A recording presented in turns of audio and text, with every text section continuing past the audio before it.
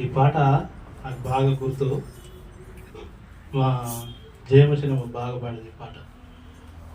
మలపురం జయమ్మ రాగం బాగా తీసి బాగా పాడేది. ఆమె పాడుతుంటే నేను ఈ పాట చక్కగా పాడేది. మరి ఎట్లా నేర్చుకుందా ఏమో కానీ అనుతింతుము మా యెహోవా పరిపూర్ణ మహిమా ప్రభావా ప్రబలిన్ని రక్షణ మా విభవా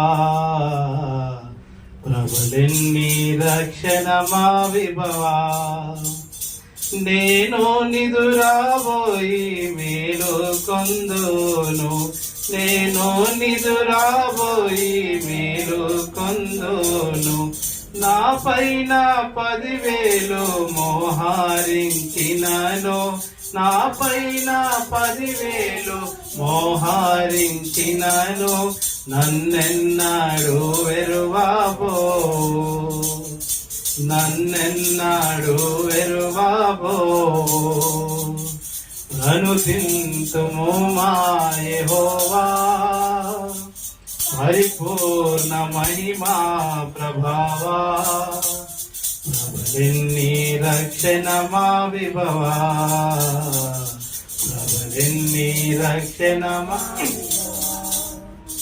రక్షణ నీ చోట మన యెహోవాది రక్షణ నీ చోట మన యెహోవాది రారాజు ప్రజలకు ఆశీర్వాదంబు రారాజు ప్రజలకు ఆశీర్వాదంబు రంజిల్లు నీ ధరణియందు రంజిల్లు నీ ధరణియందు అనుతింతుము మా యెహోవా పరిపూర్ణ మహిమా ప్రభావా ప్రబలిన్ని రక్షణ మా విభవా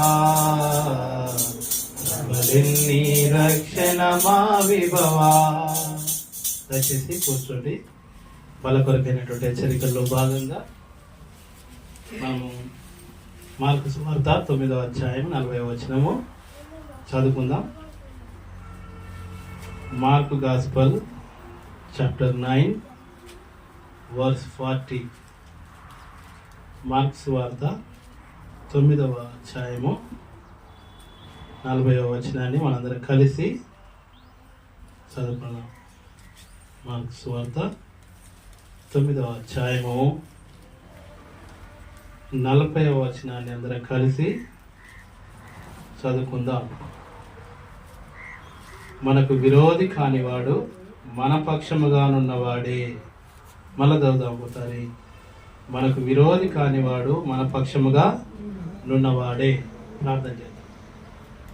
ప్రేమగల తండ్రి, యేసయ్య నీ పాదాలకు స్తోత్రాలు. నమ్మదగిన దేవుడు, ప్రేమగల తండ్రి, అత్యంత కృప దయ వాత్సల్యత కలిగిన మా దేవ, మీ పాదాలకు వందనాలు. చదువుని లేఖనాన్ని జీవించి ఆశీర్వదించి మా వినికిడిలో విరిచి పంచిపెట్టి మనం ప్రార్థన చేస్తున్నాం. బల కొరకైన హెచ్చరికలు అనుగ్రహించండి. ధైర్య తండ్రి, మీ యొక్క వాక్యం ద్వారా మాతో మాట్లాడమని మీ యొక్క సన్నిధి మాతో ఉంచున్నాం. ఏ స్నామంలో ప్రార్థిస్తున్నాం తండ్రి. ఈ యొక్క వాక్య భాగము చదివినటువంటి అంశము సాక్షాత్తు ప్రభు అయిన యేసు క్రీస్తు వారు ఈ భూలోకంలో సజీవుడిగా ఉన్నప్పుడు ఆయన చెప్పినటువంటి మాట ఇది. ఏ మాట అంటే 40వ వచనంలో మనకు విరోధి కానివాడు మన పక్షముగా నున్నవాడే. ఎందుకు ఈ సందర్భాన్ని ప్రభు చెప్తున్నాడు? ఎందుకు ఇది స్పష్టంగా పరిశుద్ధ గ్రంథములో పరిశుద్ధాత్మ దేవుని ద్వారా ఇది రాయబడింది, లిఖించబడింది సంగతి. ఇది యొక్క క్రైస్తవ సమాజము తమను తాము విమర్శించుకొని, తమను తాము పరిశీలించుకొని, తమను తాము పరీక్షించుకొని యోచించవలసినటువంటి యొక్క బలమైనటువంటి అంశం ఇది. ఈ సందర్భం ఎందుకు ఈ మాట మాట్లాడుతున్నాడు, ఎందుకు వచ్చింది ఈ సందర్భం అంటే 38వ వచనంలో చూద్దాం. అంతటా యోహాను బోధకుడా, ఒకడు నీ పేరట దయ్యములను వెలగొట్టుట చూసితిమి, వాడు మనలను వెంబడించువాడు, వాడు కాడు గనుక వానిని ఆటంకపరిచితిమని చెప్పెను. అందుకు యేసు, వానిని ఆటంకపరచకుడి, నా పేరిట అద్భుతములు చేసి నన్ను చులకనగా నిందింపగల వాడెవడును లేడు. మనకు విరోధి కానివాడు మన పక్షముగా ఉన్నవాడే. మీరు క్రీస్తు వారని నా పేరిట మీకు గిన్నెడు నీళ్లు త్రాగనిచ్చువాడు తనకు రావలసిన ఫలము పోగొట్టుకొనడని మీతో నిశ్చయముగా చెప్పుచున్నాను. నా యందు విశ్వాసం ఉంచు ఈ చిన్నవారిలో ఒకరిని అభ్యంతరపరచువాడెవడో వాడు మెడకు పెద్ద తిరగల రాయి కట్టబడి సముద్రములో పడవేయబడుట వానికి మేలు అని చెప్తున్నాడు. కాబట్టి ఆ దినాల్లో ప్రభువైన యేసుక్రీస్తు వారు సజీవుడిగా ఈ భూమి మీద ఈ లోకంలో సంచరిస్తూ ఆయన సువార్త ప్రకటిస్తూ అనేక అద్భుత ఆశ్చర్య కార్యాలు చేసేటువంటి సమయంలో ప్రభు దగ్గరికి ఒక శిష్యుడు వచ్చాడు. యేసు ప్రభువుకు 12 మంది శిష్యులు ఉన్నారు. అందులో ఒక శిష్యుడు వచ్చాడు. ఆయన పేరు ఏం పేరు? యోహాను రాయబడింది ఇక్కడ 38వ వచనంలో. మీరు బాగా గమనించాలి ఈ సంగతి. యోహాను అనే భక్తుడు వచ్చి అంతటా యోహాను, బోధకుడా, ఎవరిని అంటున్నాడు? యేసు ప్రభుని పిలుస్తున్నాడు. ఆయనకు చెప్తున్నాడు, ఒక ముచ్చట ప్రారంభిస్తున్నాడు, బోధకుడా. కాబట్టి ప్రభు వారిని బోధకుడా అని సంబోధించి ఏం చెప్తున్నాడు తెలుసా? ఒకడు నీ పేరట దయ్యములను వెలగొట్టుతా చూసితిమి. మేము చూసినాం కొంతమందిని, నేను ఒక్కనే కాదు. కానీ ఈయన మాత్రం మాట్లాడడానికి తెగించి వచ్చి చెప్తున్నాడు, కంప్లైంట్ చేస్తున్నాడు యోహాను. ఏమని? ప్రభువా, ఒకడు నీ పేరట దయ్యాలను వెలగొట్టడం మేము చూసినాం. వాడు మనలను వెంబడించువాడు కాడు గనుక వారిని ఆటంకపరిచితిమని చెప్పాను.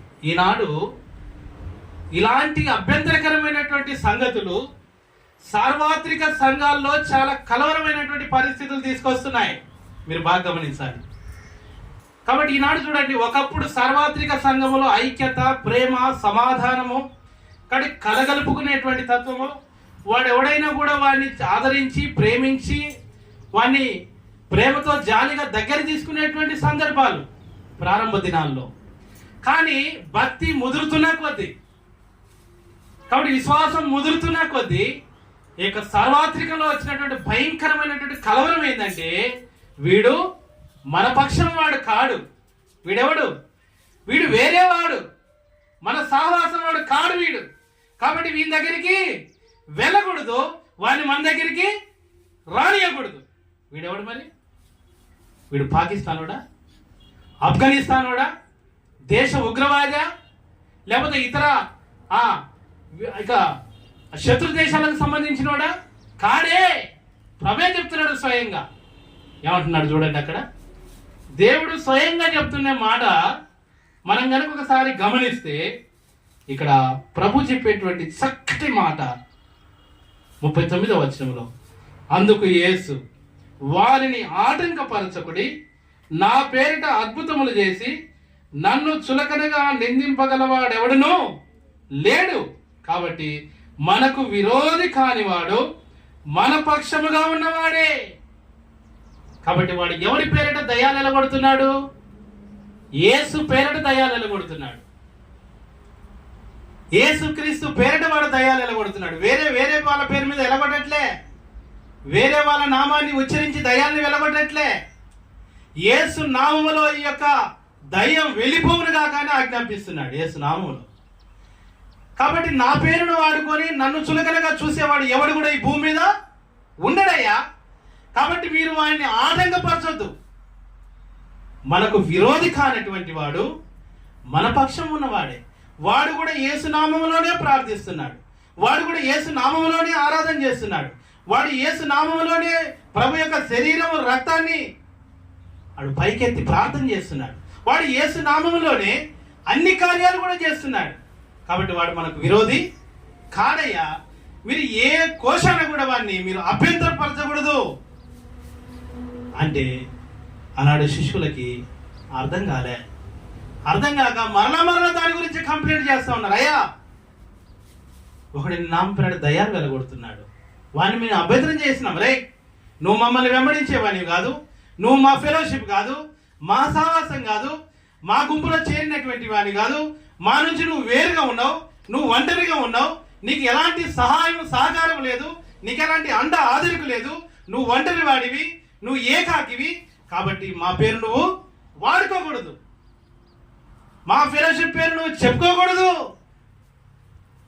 అని ఈనాడున్నటువంటి సార్వత్రిక సంఘాల్లో వచ్చినటువంటి భయంకరమైనటువంటి కలవరం ఎంత తాండవం చేస్తుందంటే చాలా కలవరం. నువ్వు ఎవరు? ఏ సహవాసానికి సంబంధించినవి? నువ్వు ఈ పక్షం వాడివా, ఆ పక్షం వాడివా కదా? ఎంత భయంకరమైన పరిస్థితులు. అలాంటివి విన్నప్పుడు ప్రాణం అంతా కూడా పోయినట్టుగా ఉంటుంది, గుండెలు పిండినట్టుగా అనిపిస్తుంది. అబ్బా, ఏంది ఇంత దౌర్భాగ్యం! లోకంలో కూడా ఇంత భయంకరమైనటువంటి వివక్షత లేదే. కాబట్టి మేము ఒక దగ్గరికి పోయినాం ట్రైనింగ్ కొరకే. అక్కడ రెండు గుంపులు ఉన్నాయి. అడిగి పోగానే అంటారు, మీరు ఆ గుంపా, మీరు ఆ పక్షం వాళ్ళ, మీరు ఈ పక్షం వాళ్ళ అని అడుగుతున్నారు డైరెక్ట్గా. అబ్బా, ఇదేంది? ఇందులో కూడా ఇది తాండవం చేస్తుందా? ఏ పక్షం? మీరు రెండో పక్షమా, మూడో పక్షమా? చెప్పండి. మీరు సైకిల్ పక్షమా, లేకుంటే రిక్షా పక్షమా? ఏ పక్షం మీరు అంటే మాకేం అర్థం కావట్లే. అరే, క్రీస్తు యేసులో ఉన్న వారికి ఏ శిక్షా విధి లేదని వాక్యం చెప్తుందే. కానీ ఇదేం శిక్ష నాయన మాకు ఇది? మేమేమిటికి వచ్చినాం? ఏ కల్లా కపటము, ఎలాంటి ఆ యొక్క చెడు ఉద్దేశం లేకుండా, ఎలాంటి విషయం లేకుండా, ఎలాంటి భేదాభిప్రాయాలు లేకుండా నిర్మలమైనటువంటి మనస్సాక్షితో దేవుని సేవించడం కొరకై ప్రభు సన్నిధిలో తర్ఫీదు పొందడం కొరకే వెళ్తే అక్కడ కూడా వివక్షతలే. ఇవన్నీ బయటికి చెప్తే మన కోపాలు అనేది అంటారు, వివక్షత చూపిస్తారు, భయంకరంగా వేధిస్తారు, మానసికంగా చీల్చి చండాడుతారు. కానీ ఇవన్నీ కూడా చెప్పుకోకూడదు. ఉన్న మాట ఉన్నట్టంటే ఊరు నాకు వచ్చిరాదన్నాడట వెనకటొకడు. ఇది వాస్తవమే అయినప్పటికీ దీన్ని మాట్లాడకూడదు, ఇది ప్రస్తావించకూడదు, ఇది ఎక్కడ కూడా మీరు పలకకూడదు. ఏందా అట్ట మాట్లాడుతున్నావు? నీకు మారు మనసుందా? నీకు మరి అన్నోనికి మారు మనసుందా? ఏమో మరి అర్థం కాదు. కానీ వాళ్ళు గొప్పలు కాబట్టి ఏదైనా అనొచ్చు. కాబట్టి ఈనాడు సార్వత్రికంగా చూస్తే ఎన్నో వివక్షతలు ఉన్నాయి. ప్రభు అంటున్నాడు, మనకు విరోధి కానివాడు మన పక్షంగా ఉన్నటువంటి వాడే. మీరు వాడిని ఎట్టి పరిస్థితుల్లో అభ్యంతరం చేయకూడదు. ఎట్టి పరిస్థితిలో మీరు వాడిని అభ్యంతరం చేయకూడదు. ప్రభు అంటున్నాడు, చూడండి ఇక్కడ 42వ వచనం, నా యందు విశ్వాసం ఉంచు ఈ చిన్న వారిలో ఒకరిని అభ్యంతరపరచువాడెవడో వాడు మెడకు పెద్ద తిరగల రాయి కట్టబడి సముద్రములో పడవేయబడుట వారికి మేలు. కాబట్టి ఇలాంటి వారిలో, ఇలాంటి చిన్న వారిలో మీరు ఎవరికైనా అభ్యంతరం కలగజేస్తే వారి పరిస్థితి ఏందో తెలుసా? వాని మెడకు తిరగల రాయి కట్టి వాని సముద్రంలో పడవేయబడటం మేలు వానికి. వాని మెడకు తిరగల రాయి కట్టి వాని సముద్రంలో పడవేయబడటమే వానికి మేలు. కాబట్టి అలాంటి భయంకరమైనటువంటి యొక్క విచ్ఛిన్నమైనటువంటి ఆలోచన చేసేటువంటి గుంపులు ఈనాడు లేకపోలేదు. గొప్ప గొప్ప వాళ్ళమే, అన్ని తెలిసిన వాళ్ళమే. అర్థమైందా? అన్ని తెలిసిన వాళ్ళమే. చుట్టూ బ్రాహ్మణులేనట, మధ్యలో కోడిపోయిందట. చుట్టూ బ్రాహ్మణులే, ఎటు చూసినా విశ్వాసులే, ఎటు చూసినా సార్వత్రిక సంఘాలే, అందరూ తలబండినటువంటి వాళ్ళే, తలనేసినటువంటి వాళ్ళే, వయోవృద్ధులు, కురువృద్ధులు, మేధావులు. కాబట్టి ఇలాంటి పరిస్థితులలో మేము గొప్ప గొప్ప వాళ్ళమని చెప్పుకుంటారు మళ్ళా. కానీ వీళ్ళ మనసులో ఆంతర్యంలో ఉన్నటువంటి విచ్ఛిన్నమైనటువంటి భేదాభిప్రాయం ఏంటంటే, వీడు మన పక్షం వాడు కాడు, వీడు వేరేవాడు, వీడు భారతదేశ పౌరసత్వం కలిగినటువంటి వాడు కాదు, వీడు పాకిస్తాన్ వాళ్ళవా? మేము కూడా అదే పక్షం. ప్రభు చెప్తున్నాడు, వాడు మన పక్షం వాడే, వాడు మనకు విరోధి కాడురా బాబు. అందుకని బైబిల్లో ఒక చక్కటి మాట రాయబడింది, అభ్యంతరములు రాకమానవు గాని ఎవని వలన అభ్యంతరములు కలిగినో వానికి సమానం రాయబడింది. కాబట్టి ఇవన్నీ సూక్తులు మనకు తెలుసు. ఈ బైబిల్ని ఇటువైపు అటువైపు తిరిగేసి మరిగేసి చదివినటువంటి అనుభవాలు ఉన్నాయి. నీ సేవకు వచ్చి ఇన్ని సంవత్సరాలైంది, గొప్పలు, నీ సేవకు వచ్చి ఇన్ని సంవత్సరాలైంది, నాకు ఇంత అనుభవం ఉంది. నేను బస్సింగ్ గారిని చూసినా, లేకుంటే అగస్టిన్ గారిని చూసినా, ఫిలిప్ గారిని చూసినా, వాళ్ళతో కలిసి సేవ చేసిన, నేను వాళ్ళ దగ్గర పరిచయం చేసిన, నాకు అంతా తెలుసు. ఐ నో దట్ ఎవ్రీథింగ్, నాకు అంతా తెలుసు. కానీ వీడెవడు? వీడు మన పక్షం వాడు కాదు. మరి నువ్వే పక్షం అనివి? నువ్వు ఏ పక్షం అనివి? అర్థమైందా?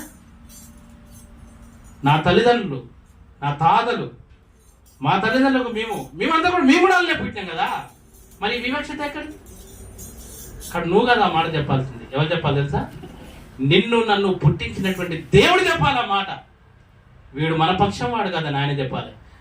నిన్ను నన్ను పుట్టించినటువంటి ఆ సృష్టికర్తే మనకు విరోధి కానివాడు, మన పక్షం వాడని చెప్తున్నాడు.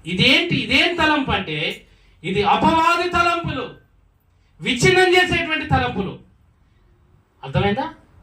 పచ్చటి కుటుంబాల్లో, పచ్చటి సార్వత్రిక సంఘాల్లో చిచ్చు పెట్టి మంట పెట్టేటువంటి ఆ యొక్క భయంకరమైనటువంటి ఆలోచన విధానం.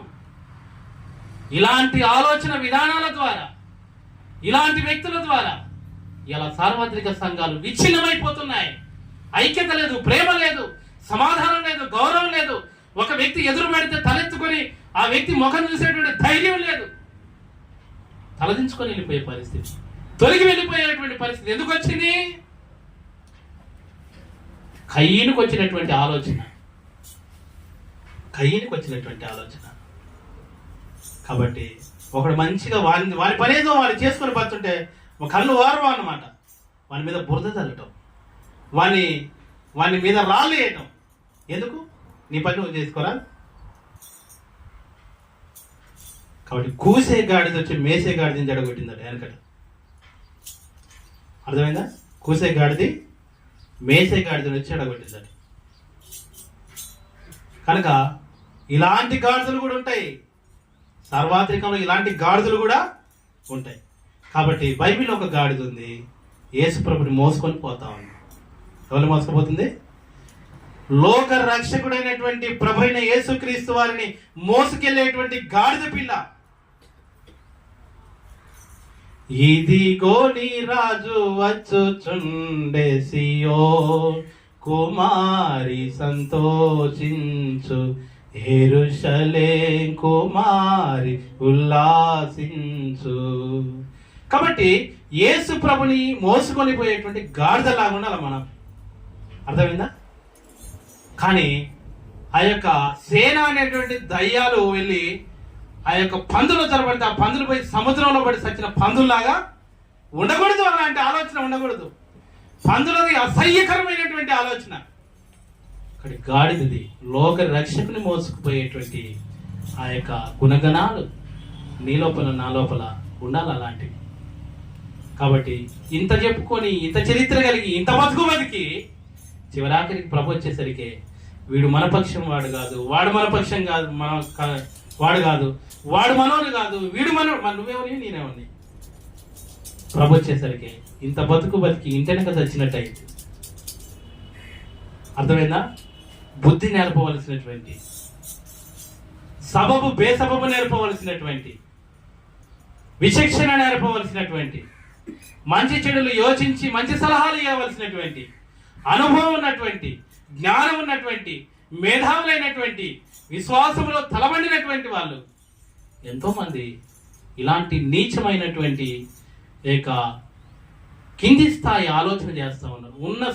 ఉన్నత స్థాయి ఉచ్చ స్థాయి ఆలోచన స్థాయి నుండి నానాటికి దిగదారిపోతున్నారు. అర్థమైందా?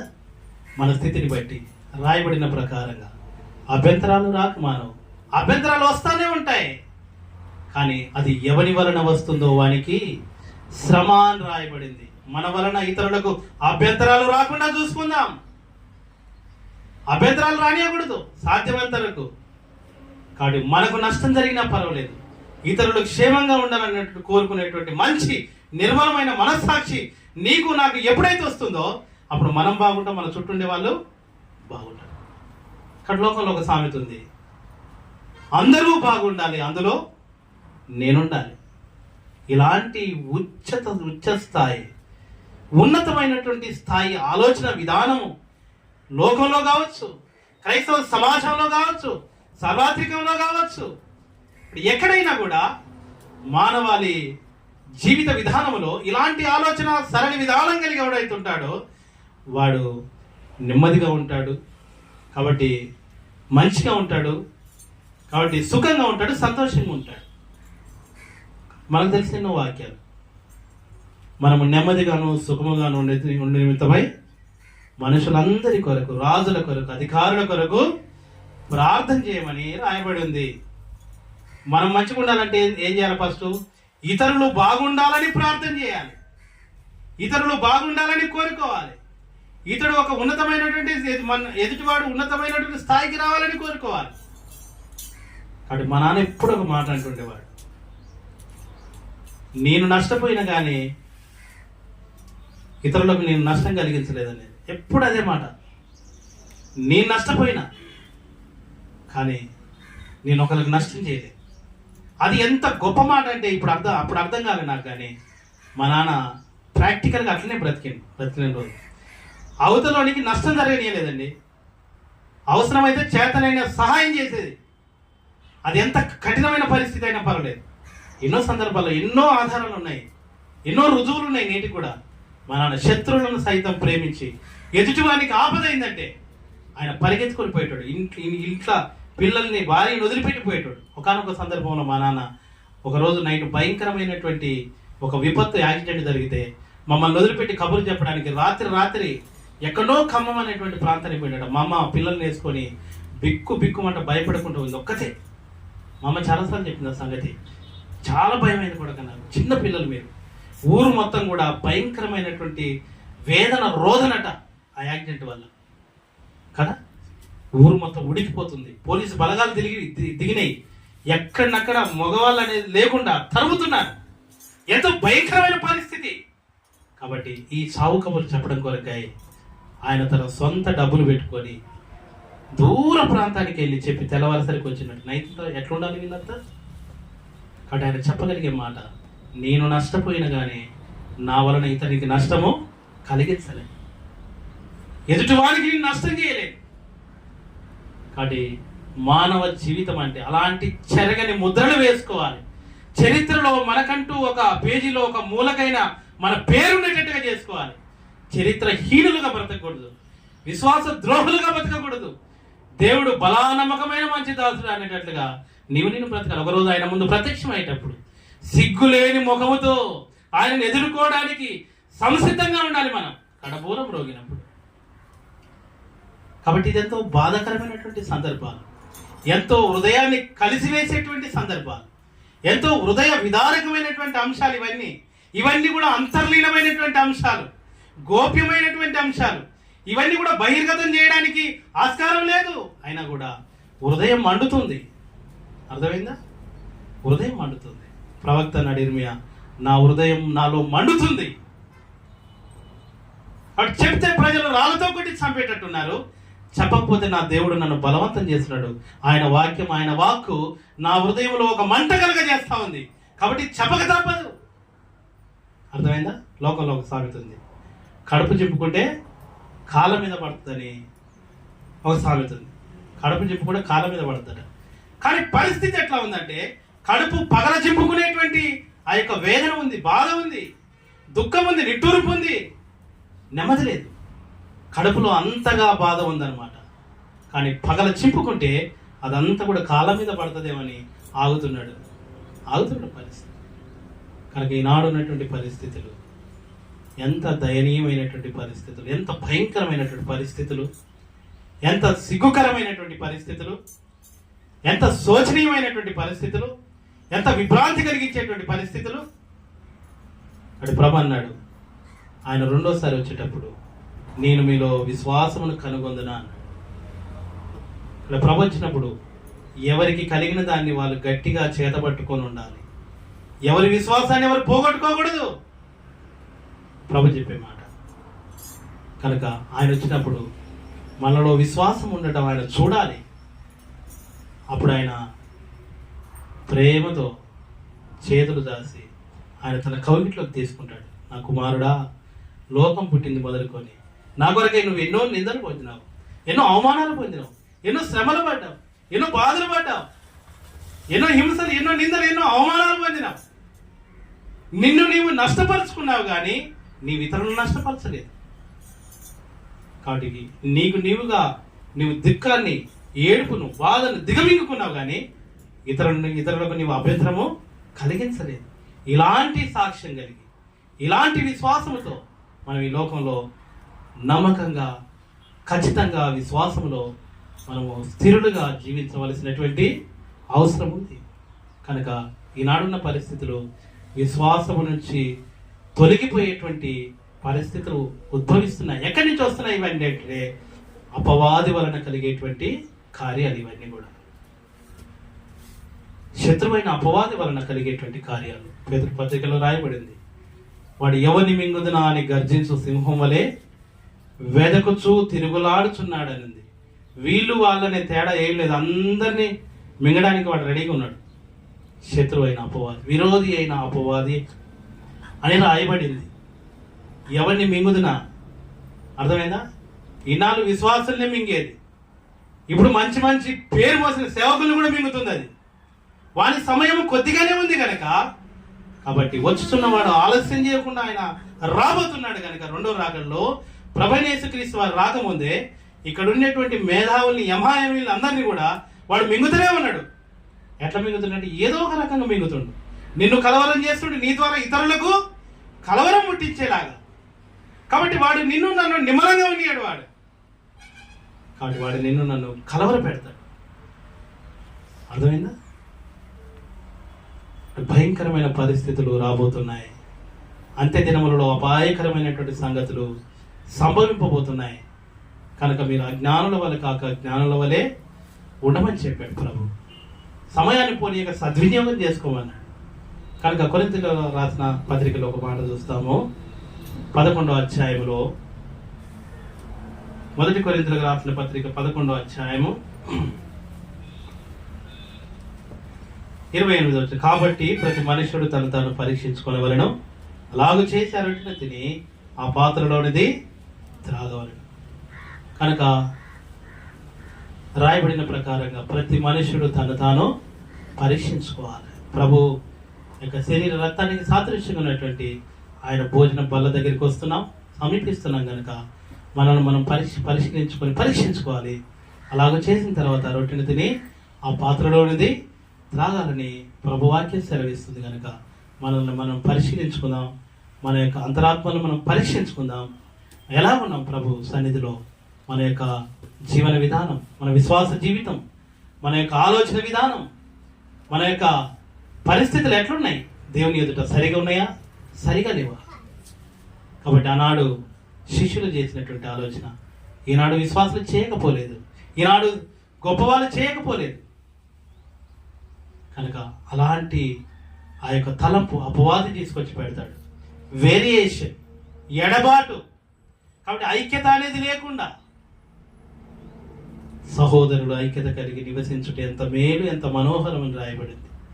దేవుని వాక్యం నెరవేరకుండానట్లుగా అపవాది ఏం చేస్తాడంటే ఇక ఆంతర్యాలు తీసుకొచ్చి పెడతాడు, కలవరాలు తీసుకొచ్చి పెడతాడు, తద్వారా ఎడబాటు తీసుకొచ్చి పెడతాడు, మనసులో స్వార్థం పుట్టిస్తాడు. కాబట్టి మనుషులు కలవకుండా చేస్తాడు, వాడు విచ్ఛిన్నం చేస్తాడు. కాబట్టి చెడపకురా చెడదు అని లోకంలో ఒక మాట ఏంటట, చెడపకురా చెడదవు. కాబట్టి ఇతరులను మనం చెడగొట్టాలని చూస్తే మొదట మనమే చెడిపోతాం తప్పదు. కనుక చేసుకున్న వారికి చేసుకున్నంత అని అంటారు లోకంలో. మనం ఎంత చేసుకుంటే అంతే. అర్థమైందా? కాబట్టి అపవాది యొక్క తంత్రాలను మనం నెరవేర్చుకుంటున్నట్లుగా, అపవాది యొక్క ఆలోచనలను మనం వెంబడించకుండా, అపవాది క్రియలను మన జీవితంలో, విశ్వాస జీవితంలో అపవాదిని ఏలనీయకుండా ప్రభు యొక్క శిక్షలను, ప్రభు యొక్క మార్గములో మనం నడిచి ప్రభు రాకడ కొరకు ఎదురు చూసేటువంటి వారిగా మనం నుంచున్నట్లుగా ప్రభు సన్నిధిలో మనం తీర్మానం చేసుకుందాం. ప్రభు రాకడ కొరకు ఎదురు చూస్తాము. దేవుని వాక్యం అంతా మాట్లాడిన రీతిగా మనల్ని మనం పరీక్షించుకొని ప్రభు యొక్క శరీర రక్తంలో పాల్పొందడానికి ప్రభు మనకు సహాయం చేయను గాక. దేవుడి వాక్యాన్ని దీవించును గాక. ప్రార్థనలో ఉండండి, ప్రభు యొక్క శరీరంలో పాల్గొంటాం.